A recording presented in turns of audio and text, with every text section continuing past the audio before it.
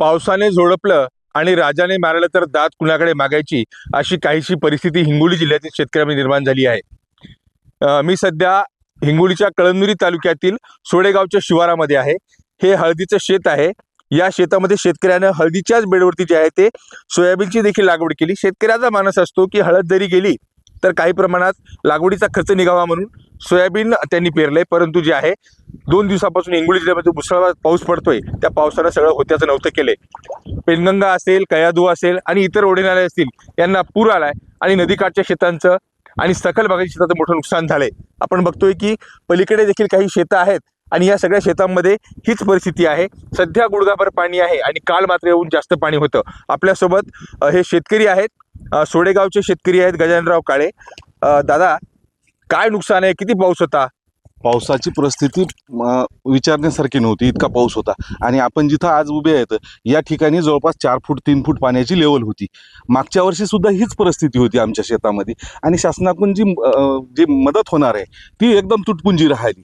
दरवर्षी मागच्या वर्षीचा विमा सुद्धा शेतकऱ्याला मिळाला नाही कळमनुरी. आणि आपले मागच्या वर्षी पालकमंत्र्यांनी कळमनुरी दौरा करून सुद्धा काहीच ॲक्शन घेतल्या गेल्या नाहीत. नक्कीच आपण बघतो शेतकरी म्हणतात की मागच्या वर्षी देखील नुकसान भरपाई मिळाली नाही. आपल्यासोबत आणखी एक शेतकरी आहे. भाऊ, काय परिस्थिती होती काल? शासनाकडे काय मागणी करता? कारण शेतात प्रचंड नुकसान आहे. दिनांक 8 ऑगस्टपासूनच या ठिकाणी पावसाला सुरुवात झाली होती. 9 ऑगस्ट रोजी देखील या ठिकाणी अतिवृष्टी झाली होती. त्याचे निवेदन देखील सोडेगाव वासियांकडून जिल्हाधिकारी कार्यालय, तहसील कार्यालय या ठिकाणी दिले होते. आणि परत त्या अतिवृष्टीची तर पंचनामा सुद्धा झाला नाही. परंतु काल परत ते 14 आणि म्हणजे 15-16 तारखेला देखील या ठिकाणी मोठ्या प्रमाणात अतिवृष्टी झालेली आहे. आणि या अतिवृष्टीमुळे नदीकाठचे, ओढ्याकाठचे जे हळद आहे, सोयाबीन आहे, केळी आहे, तूर आहे, अशा सर्व पिकांचं नुकसान मोठ्या प्रमाणात झालेलं आहे. शासनाकडून तुटपुंजी जरी मदत मिळत असली तरी बुडत्याला काडीचा आधार याप्रमाणे शासनाकडून थोडासा दिलासा शेतकऱ्यांना नक्कीच मिळायला पाहिजे. अशा प्रकारची मदत या ठिकाणी शासनाकडून व्हायला पाहिजे. बुडत्याला काडीचा आधार व्हावा अशी जी भावना जी आहे ती शेतकऱ्यांनी व्यक्त केली आहे.